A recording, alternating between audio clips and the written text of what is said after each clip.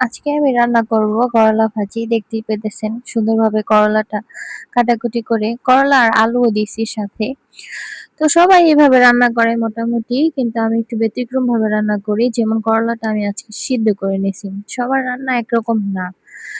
তো আজকে করলাটা আমি সিদ্ধ করে কাটাকুটি করে একটু ভাপ দিয়ে নিছি, যাতে একদম সবুজ টেক্সচারটা থাকে, না হলে আমার কাছে ভালো লাগে না। অনেকে রান্না করে একদম ভাজতে একদম করলার কালারই চলে যায়। কিন্তু এভাবে রান্না করে দেখবেন ইনশাআল্লাহ করলা একদম পারফেক্ট কালারটা থাকবে।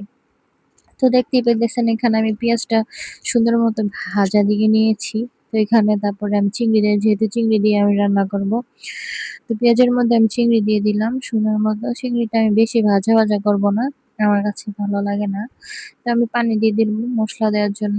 স্বাদ মতো আমি লবণ দিয়ে দিচ্ছি, পরিমাণ মতো হলুদ দিয়ে দিচ্ছি। বেশি হলুদ দিবেন না, তাহলে গন্ধ করবে, মানে স্মেল আসবে বাজে, ভালো লাগবে না খেতে। তো পরিমাণ মতো হালকা কালারের জন্য একটু হলুদ দিয়ে নিছি। তো এখানে আমি সুন্দর মতো দেখতে পেতেছেন চিংড়িটা ভাজা করে নিছি, দেখতেও ভালো লাগতেছে। এখন আমি করলাগুলো দিয়ে দিব, যে করলাগুলো আমি সুন্দর মতো সিদ্ধ করে নিছি। তো এখানে সুন্দর মতো ভাজা করে নেব। দেখবেন লাস্ট পর্যন্ত করলার কালার কোনো চেঞ্জ হবে না, দেখতেও ভালো লাগে, খেতেও ভালো লাগে। তো এখানে আমি ভাজা করে নিছি। আপনার যতটুকু মন চায় ৫-৬ মিনিটের মতো ভাজা করে নেবেন, ইনশাআল্লাহ ভালো লাগবে। করলাটা এভাবে রান্না করলে আমার কাছে অনেক ভালো লাগে।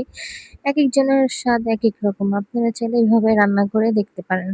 ভালো লাগবে আশা করি। ভালো থাকবেন। আল্লাহ হাফেজ।